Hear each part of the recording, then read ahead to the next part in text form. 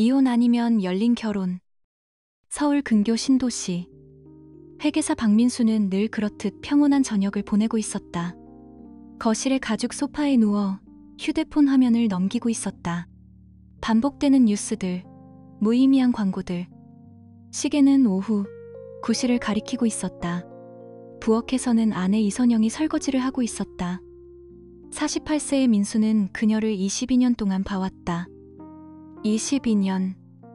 아이들도 다 자라대학에 가고 직장에 나갔다. 이제 남은 것은 잔잔한 일상뿐이었다. 월급, 퇴근, 저녁, 잠. 그렇게 반복되는 일상 속에서도 불편함은 없었다. 선영도 그렇고 자신도 그랬다. 그런데 최근 뭔가 달랐다. 선영은 헬스장에 다니기 시작했다. 3달 전부터였다. 처음에는 건강 때문이라고 했다. 나이가 들수록 관리를 해야 한대. 괜찮은 말이었다. 그런데 그 이후가 이상했다. 화장이 진해졌다. 쇼핑백이 늘었다. SNS에 셀카를 올렸다. 민수는 그것들을 봤지만 말하지 않았다. 누군가를 상처 주기 싫었다. 아니, 정확히는 싸우기 싫었다. 저녁 9시 20분. 선영이 거실로 들어왔다. 그녀는 소파 맞은편의 의자에 앉았다. 표정이 굳어 있었다. 마치 누군가 이 장면을 하루 종일 상상해온 것처럼. 우리 얘기 좀 하자. 민수는 휴대폰을 내렸다. 아내의 목소리에서 느껴지는 긴장감이 다른 무언가를 암시했다. 내 인생 이대로는 못 살겠어. 선영의 목소리는 차분했다. 우린 너무 오래 함께했어. 근데 이제 나한테 필요한 건 자유야. 민수는 아무것도 말하지 않았다. 여자가 계속 말하는 걸 기다렸다. 그래서 우리 열린 결혼을 해. 아니면 이혼이야. 말이 된 순간 시간이 멈췄다. 민수의 머리는 매우 빠르게 돌아갔다. 열린 결혼. 누군가를 만날 수 있다는 뜻이었다.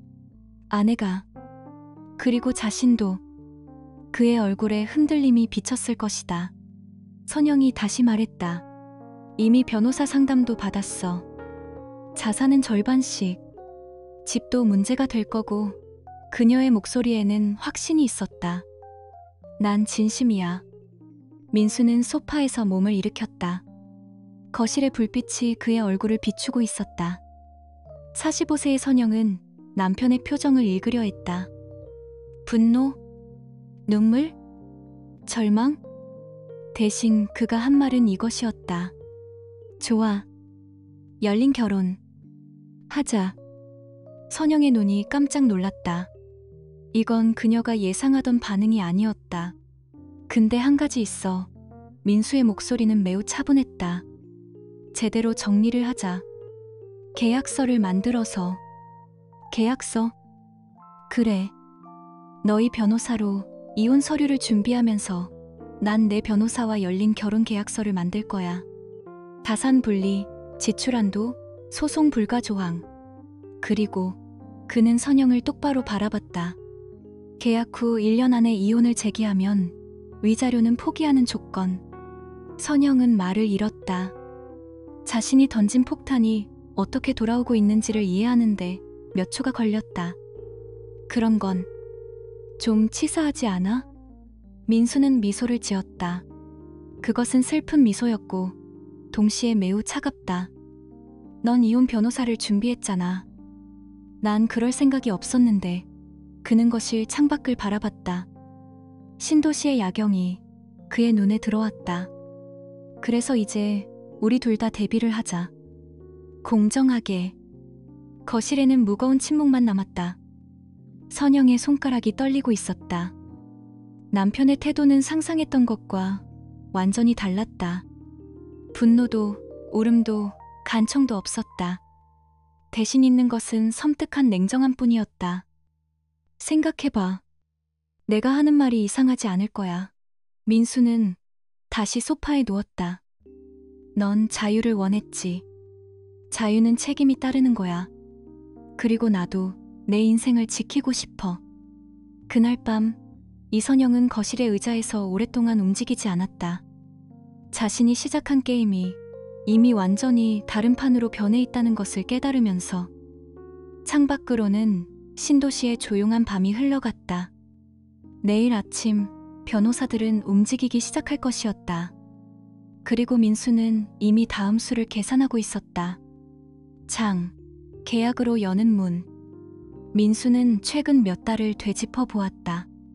선영이 처음 헬스장에 등록했을 때 그녀는 신발을 샀다. 4만 원짜리 운동화였다. 그 다음 주에는 운동복 세트. 그 다음은 단백질 파우더.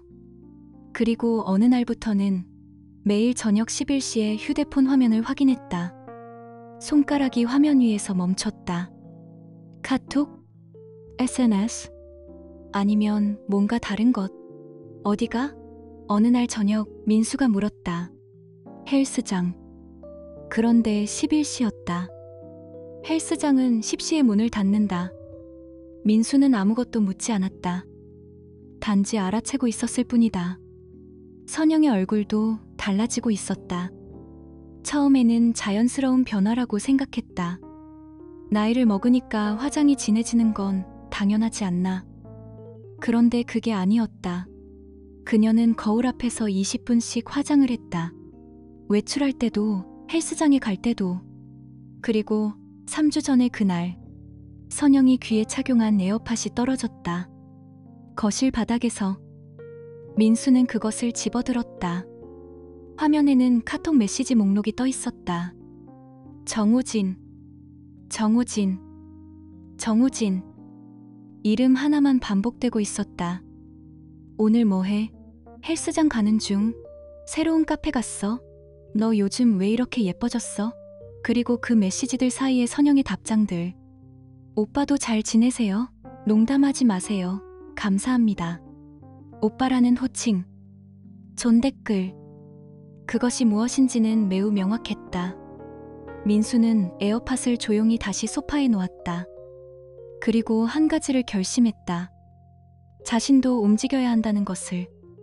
다음 날 아침 민수는 형을 불렀다. 변호사 필요해. 형은 한참을 묻지 않았다. 대신 한 명을 소개해 주었다. 최명진. 63세의 법률가였다. 그는 법원 일을 35년 했고 이혼 사건만 600건 이상 맡았다. 사무실은 강남역 근처의 낡은 빌딩에 있었다. 민수는 그곳으로 향했다. 최명진은 책상 위에 안경을 벗어놓고 민수를 바라봤다. 그의 눈빛에는 수십 년의 인생사가 담겨 있었다. 열린 결혼이라는 게 뭐지요? 민수는 차분하게 설명했다. 아내의 요구, 그 이면에 숨겨진 또 다른 남자, 그리고 자신이 원하는 것. 전략이 필요합니다. 최명진이 말했다. 감정으로는 절대 이기지 못합니다. 그들은 문서 작성에 들어갔다. 첫 번째 조항, 자산 분리. 명시적으로, 수치적으로. 남편과 아내가 각각 쓸 수 있는 돈의 한계를 정했다. 월 200만 원. 그 이상은 상대방의 동의가 필요했다. 두 번째 조항, 외부 관계 지출 공개. 만약 외도적 관계를 맺는다면 그에 따른 모든 지출을 기록하고 상대방에게 보여야 했다. 이는 책임 있는 열린 결혼이라는 명목이었다. 세 번째 조항, 소송 불가. 계약 기간 중 일어나는 어떤 관계도 어떤 이유도 소송의 대상이 될 수 없었다. 네 번째 조항, 월별 재정 보고. 매달 말일에 통장 내역을 공개해야 했다. 그리고 가장 중요한 조항, 계약 체결 후 1년 내에 이혼을 제기하는 측은 위자료 청구권을 포기합니다. 단, 육체적 폭력이나 중범죄가 있는 경우는 예외입니다. 민수의 얼굴은 차분했지만 그의 손가락은 책상 모서리를 누르고 있었다. 이 조항은 상대방이 이혼을 먼저 원할 때를 대비한 겁니다. 최명진이 말했다. 그녀가 계약을 제시한 것은 이미 그 상대와의 미래를 생각하고 있다는 뜻입니다. 1년이 흐르면 상황은 달라질 겁니다. 그때 이혼을 청구해도 위자료를 받지 못하게 하는 것이죠. 혼자 남겨지겠네요. 그 대신 당신은 자유로워집니다. 민수는 천천히 고개를 끄덕였다. 그로부터 사흘 뒤 민수는 거실에서 선영을 기다렸다. 문서는 인쇄되어 테이블 위에 놓여 있었다. 26개 항목, 13페이지. 선영이 퇴근해서 거실에 들어왔을 때 그 문서를 보고 얼굴이 창백해졌다. 이게 뭐야? 계약서야. 계약서? 이건 너무한 거 아니야? 선영의 목소리가 떨렸다. 이런 걸 누가 이렇게까지 하지? 넌 이미 변호사를 준비했어. 난 이제 내 변호사와 이 문서를 준비했어. 민수의 목소리는 예의 바르지만 냉정했다. 공정하게 둘 다 준비된 상태에서 시작하자는 거지. 선영은 한 페이지를 넘겨 읽기 시작했다. 읽을수록 그녀의 손이 떨렸다. 자산 분리? 월 200만 원? 이건 말도 안 돼. 나 혼자 먹고 살 수 없어. 넌 직장이 있지. 급여도 받고 있고. 그래도 선영의 목소리가 올라갔다. 22년을 한 여자가. 그래서 1년을 준 거야. 1년 동안 결혼도 유지되고 넌 자유도 누릴 수 있고 일도 찾을 수 있어. 선영은 13페이지를 다 읽을 때까지 말을 하지 않았다. 그 과정에서 몇 번이나 호흡이 끊겼다. 그녀의 눈빛은 점점 흐려지고 있었다. 위자료 포기. 1년 안에 이혼 제기 시. 넌 열린 결혼을 원했어. 난 단지 그것을 명확하게 정리했을 뿐이야. 선영은 의자에 앉았다. 다리에 힘이 빠진 것처럼. 그리고 한 가지 더. 민수가 말했다. 넌 정우진이라는 남자를 만나고 있지. 선영의 얼굴이 확 굳었다. 내가 어떻게? 에어팟에 카톡이 남아있었어. 한 달 반 동안 하루에 15번은 오고 간 메시지들. 오빠, 존댓글, 헬스장이라는 단어들. 그리고 11시에 가는 헬스장 다녀오기. 선영은 아무것도 말할 수 없었다. 그가 유부남이래. 알아? 그건 이제 이 계약서의 사인에 아니면 이혼 서류의 사인에 둘 중 하나야. 민수의 목소리는 마치 구두 약속처럼 차분했다. 넌 선택을 할 수 있어. 나도 그렇고. 선영은 펜을 들었다. 손가락이 매우 떨리고 있었다. 그 떨림 속에는 분노도 있었고 두려움도 있었고 무언가를 계산하려는 생각도 있었다. 자신이 여전히 이 상황을 컨트롤할 수 있다고 믿으면서. 하지만 그녀가 모르고 있는 것이 있었다. 민수가 이미 최명진과 준비한 두 번째 서류 한 부. 그것은 추가 증거를 수집하기 위한 것이었다. 정우진의 이름, 헬스장의 CCTV, 신용카드 영수증, 카톡 메시지. 그 모든 것을 민수는 이미 기록하고 있었다. 선영의 사인이 끝났을 때 민수의 표정은 여전히 차분했다. 하지만 그의 눈빛에는 이미 다음 단계를 향한 결의가 담겨 있었다. 고마워. 이제 시작이야. 그 말의 의미를 선영이 깨닫는 데는 아직 몇 개월이 더 필요했다. 열린 관계, 닫힌 현실. 계약서에 사인한 지 정확히 열흘 뒤 민수는 다시 최명진의 사무실을 찾았다. 서류 가방에는 것들로 가득 차 있었다. 신용카드 영수증, 서울 강남구 신논현동 카페, 더라운지의 결제 기록. 그곳에서 매주 화요일과 목요일 오후 3시 정우진이라는 이름의 남자와 함께 있었던 시간들의 증거. 헬스장의 CCTV 영상. 진정한 의미의 신체 활동이 아닌 다른 형태의 접촉. 두 명이 탈의실 근처에서 오래 함께 있었던 기록. 그것을 민수는 헬스장 관리자에게 요청해 받았다. 관리자는 의외로 협조적이었다. 회원의 요청이니까요. 가장 중요한 증거는 카톡이었다. 정우진이 아내에게 보낸 메시지들. 네 남편 따분하지. 그 사람이랑 일해도 괜찮아. 너랑 진짜 지내고 싶은데. 그리고 선영의 답장들. 남편과는 다른 것 같아요. 그런 생각도 해봤어요. 만날 때가 제일 행복해요. 최명진은 그 화면들을 인쇄해 파일로 만들었다. 총 147페이지.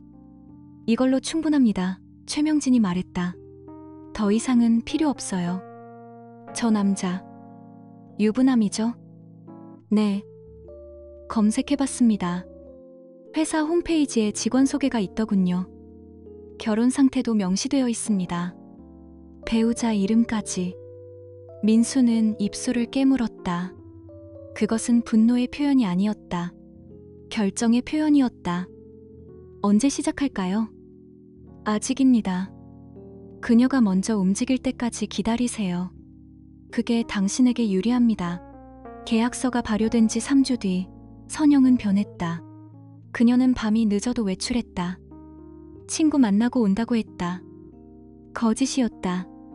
민수는 알았다. 정우진과 함께 있었다. 그리고 한 달쯤 지났을 때 선영이 진짜 움직였다. 변호사를 통해 이혼 청구장이 도착했다. 그 안에는 명시되어 있었다.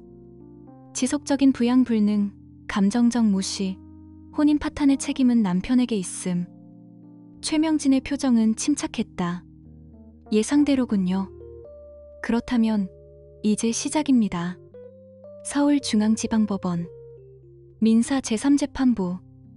선영은 신경 쓴 복장으로 법정에 들어섰다. 옅은 파스텔색 원피스, 담담한 표정. 그녀는 피해자처럼 앉았다. 민수는 검은색 정장, 회계사다운 깔끔한 차림. 그의 표정은 아무것도 드러내지 않았다. 판사는 장년의 여성이었다. 판사석에 앉은 그녀의 눈빛은 차분했다. 원고인 이선영 측에서 먼저 진술해 주십시오. 선영의 변호사가 일어섰다. 그는 유명한 변호사였다. 이혼 사건 200건 이상.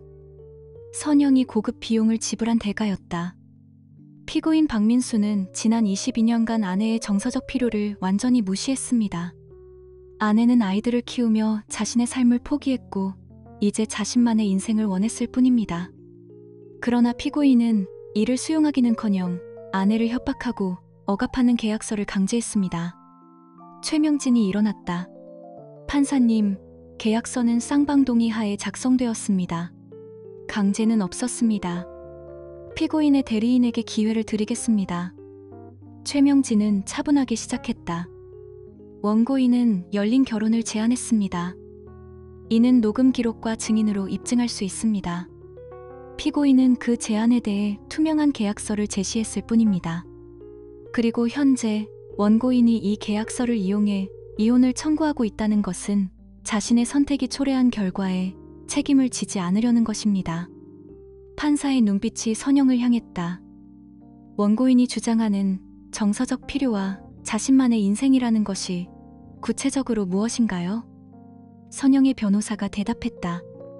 원고인은 자기 개발을 원했습니다. 헬스장 운동, 자기개발 프로그램, 새로운 인간관계. 새로운 인간관계요? 침묵이 흘렀다. 최명진이 손을 들었다. 판사님, 증거를 제출하겠습니다. 그는 파일 폴더를 제출했다. CCTV 영상, 신용카드 영수증, 메시지 캡처본, 그리고 정우진의 신원 정보. 판사는 천천히 하나하나를 검토했다. 그 과정에서 그녀의 표정은 변하지 않았지만 눈빛은 더 선명해지고 있었다. 이 정우진이라는 인물의 관계는 무엇입니까? 최명진이 답했다. 원고인과의 부적절한 관계입니다. 동시에 피고인은 이 관계가 시작되기 전부터 이를 인지하고 있었고 그 증거들을 수집해 왔습니다.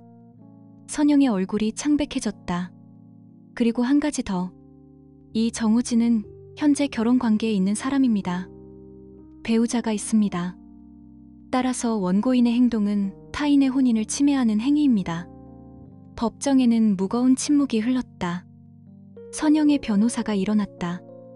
이런 증거는 불법적 감시에 의해 수집된 것이 아닙니까? 감시가 아닙니다.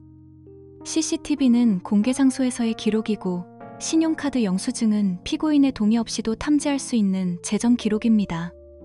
그리고 메시지는 피고인의 아내가 사용하는 기기에서 발송된 것입니다. 불법이 아닙니다. 판사는 최명진을 바라봤다. 계약서에서 언급한 월별 재정보고 조항이 있었나요? 있습니다, 판사님. 그렇다면 원고인의 지출 기록은 자발적으로 공개된 것입니까? 맞습니다. 계약서에 따라 원고인 자신이 매월 지출 내역을 제출했습니다. 그 가운데 이 카페 더라운지에 여러 기록들이 포함되어 있습니다. 최명진은 또 다른 파일을 제출했다. 선영이 직접 제출한 재정 보고서들. 그 안에는 그녀 자신이 기록한 더라운지의 결제 기록이 명시되어 있었다. 선영은 움직이지 않았다. 마치 그 순간이 자신이 계약서에 사인했을 때의 그 절망감을 다시 무겁게 누르는 것처럼. 그날 밤 선영의 핸드폰이 울렸다. 뭐 했어? 법정에 나까지 나온 거 알아? 정우진의 목소리였다. 분노하고 있었다. 내 아내가 경찰에 고소 접수했어. 혼인을 침해한 죄로. 너 때문이야. 내가. 어떻게. 그 계약서 때문에. 넌 자기 남편이 너를 감시하고 있었는데도 계속 만났어? 미쳤어? 전화는 끊겼다. 그 뒤 카톡이 왔다. 우리 끝이야. 내 아내한테 용서를 구하고 살아. 선영은 거실에 앉았다. 거울을 보니 자신의 얼굴이 낯설었다. 그 얼굴은 헬스장에서 수심 어린 눈으로 자신을 바라보던 그 사람과 같은 사람이 아니었다. 2주 뒤 판결문이 나왔다.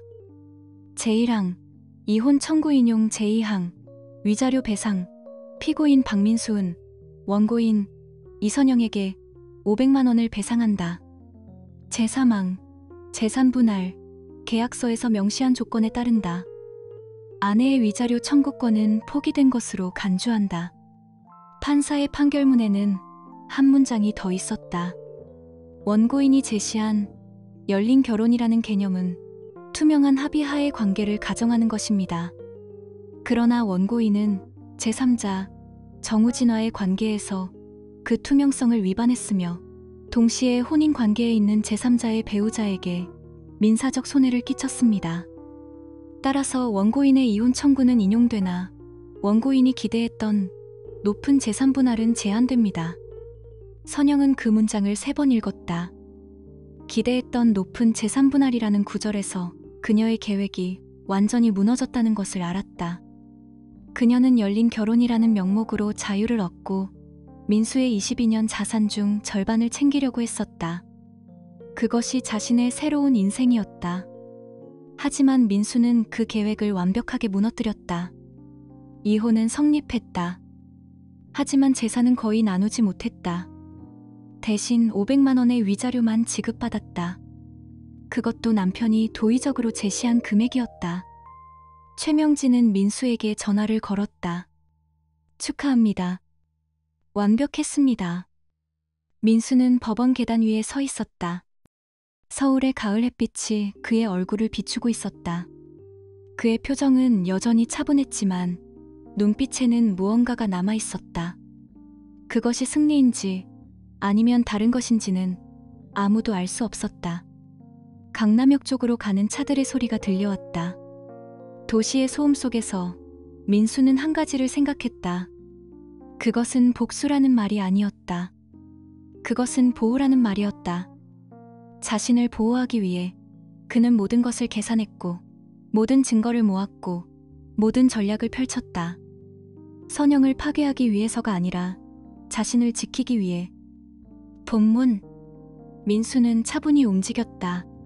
조건을 명확히 밝히는 앱에서 한지은을 만나고 그녀와 지적이고 즐거운 시간을 보내며 삶의 여유를 되찾았다.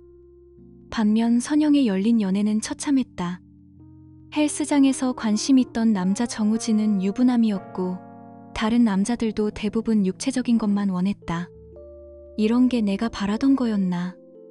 그녀의 눈빛은 점점 흔들리기 시작했다. 장, 뒤바뀐 힘의 균형. 판결 후 일주일이 지났을 때 정우진의 아내는 소송을 제기했다. 혼인 침해죄, 위자료 청구, 2억 원.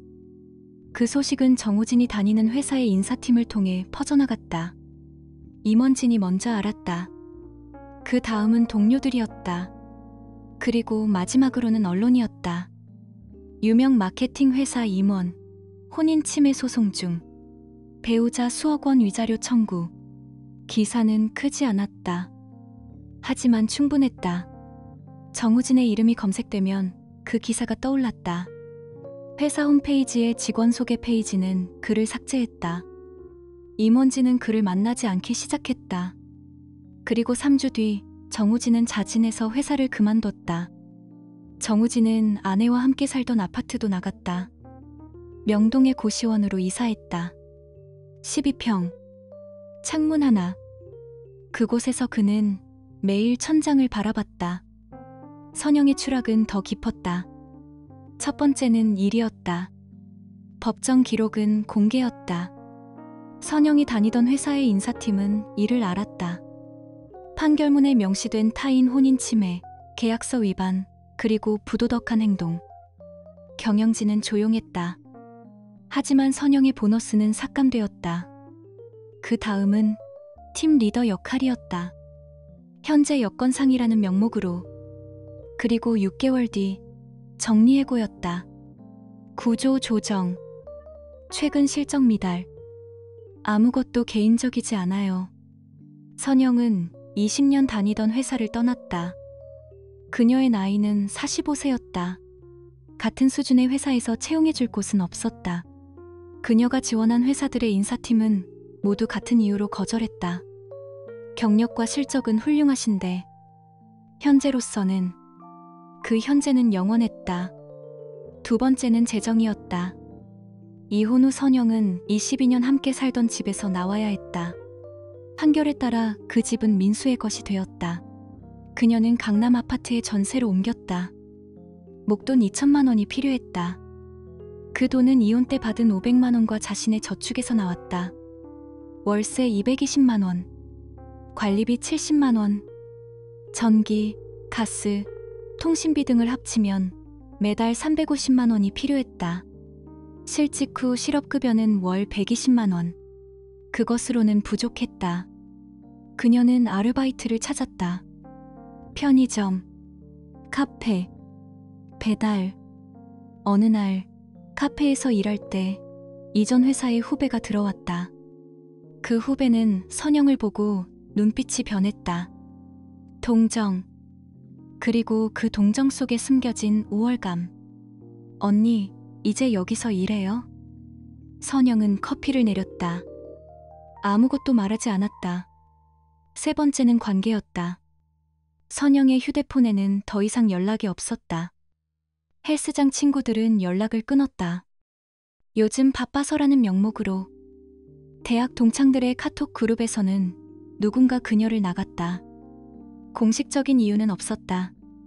그녀의 SNS 계정은 비공개로 바뀌었다. 그리고 어느 날부터는 더 이상 사진도 올리지 않았다.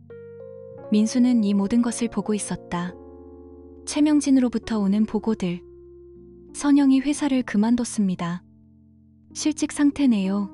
전세에 전환했습니다. 2천만 원대 전세입니다. 아르바이트를 시작했습니다. 민수는 변호사에게 왜 이런 정보를 필요한지 묻지 않았다. 최명진도 왜 자신이 이런 정보를 수집하는지 설명하지 않았다. 그것은 일종의 신뢰였다. 한 달에 한 번 민수는 그 정보들을 읽고 버렸다. 감정 없이. 하지만 어느 날 선영의 어머니가 민수의 회사를 찾았다. 선영의 어머니는 70대 초반이었다. 회계사 박민수의 사무실에 들어왔을 때 그녀의 얼굴은 시들어 있었다.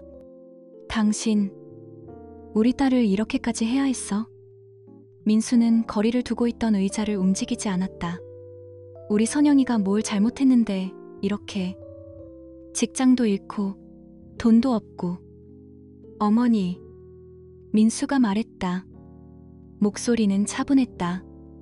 당신의 딸은 22년간의 결혼에서 벗어나고 싶어 했습니다. 그것까지는 누구나 할 수 있는 선택입니다. 하지만 그녀는 그 과정에서 다른 남자를 만났고 그 남자가 결혼관계에 있다는 것을 알면서도 계속 만났습니다. 그 남자의 아내가 소송을 제기한 것입니다. 그 결과입니다.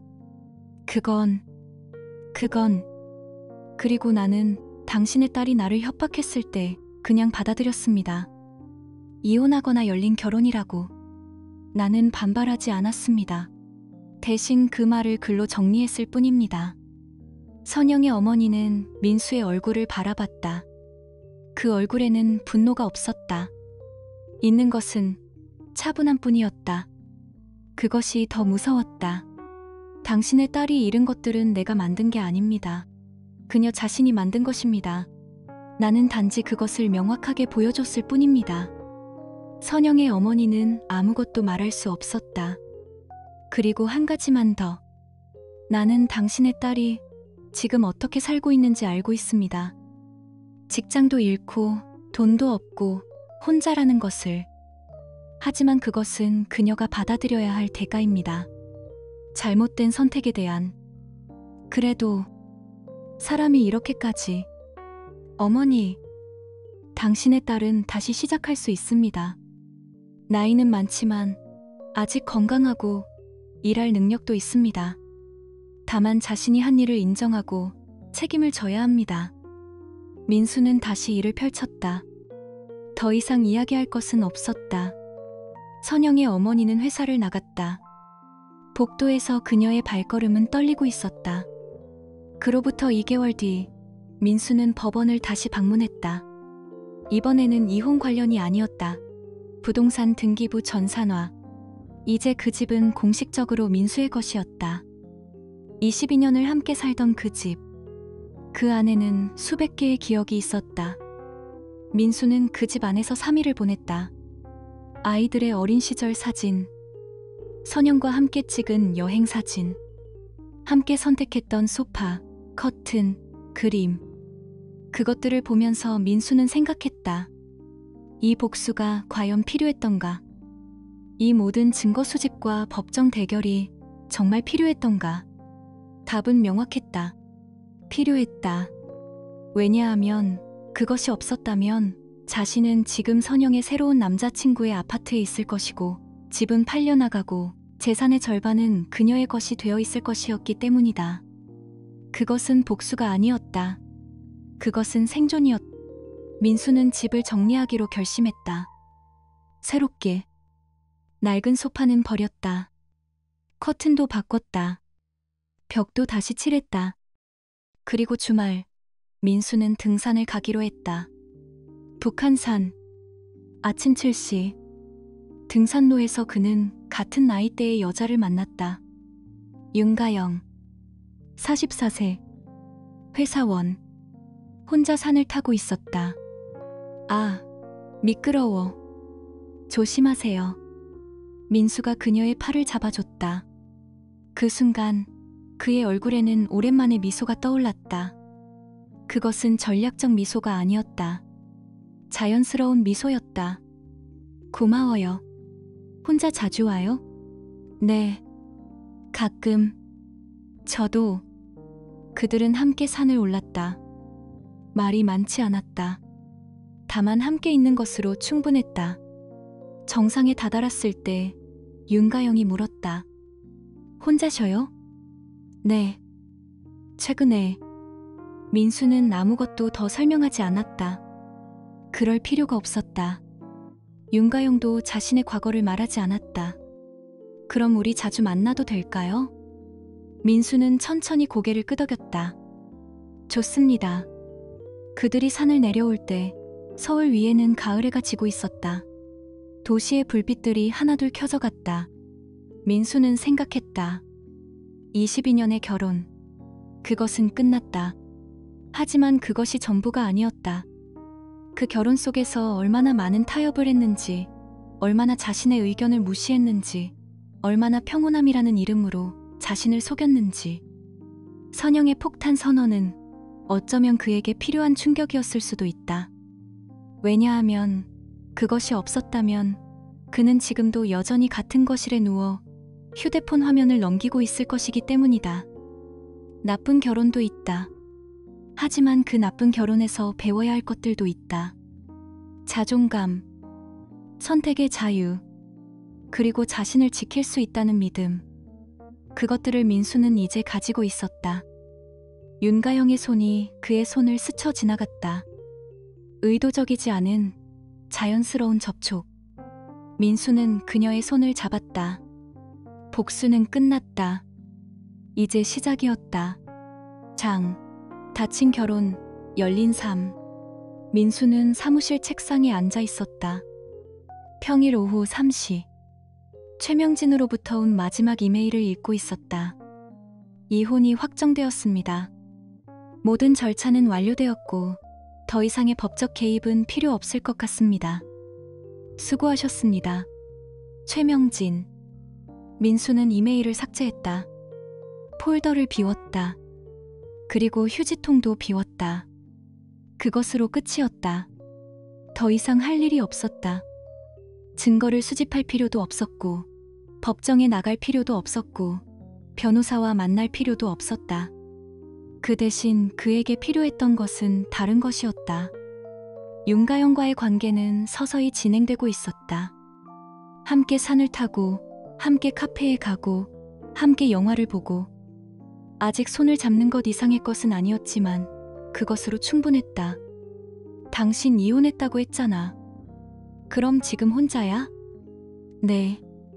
완전히 혼자가 됐어요. 좋네. 처음부터 시작하는 거네. 윤가영은 과거를 묻지 않았다.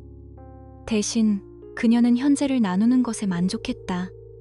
선영은 여전히 강남의 전세방에 살고 있었다. 아르바이트 수입은 월 200만 원대였다. 생활비와 전세금 관리 때문에 저축은 불가능했다. 그녀는 30대 초반의 마음으로 40대 중반의 몸으로 살아가고 있었다. 어느 날 그녀는 카페에서 일하다가 옛 친구를 만났다. 선영이? 그 친구는 직급이 올랐다. 과장이었다. 그들이 떨어져 있던 5년 사이에. 오랜만이네.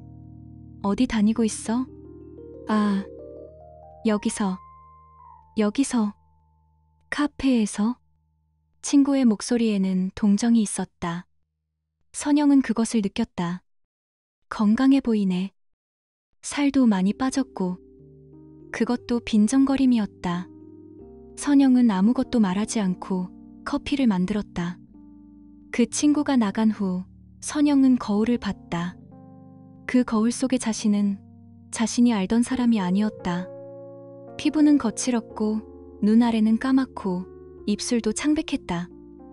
6개월 만에 자신은 그렇게 변해 있었다.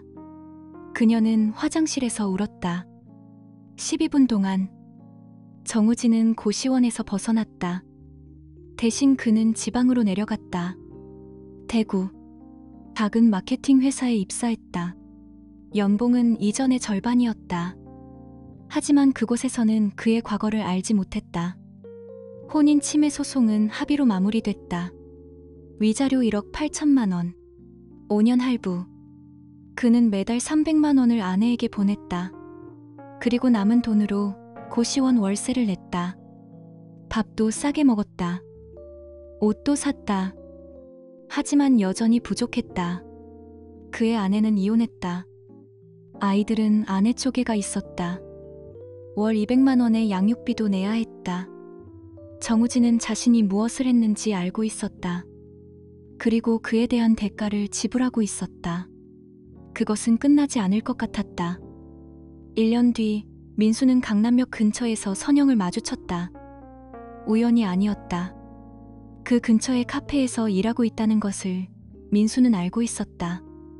하지만 마주치려고 한 것도 아니었다. 민수? 선영이 먼저 말했다.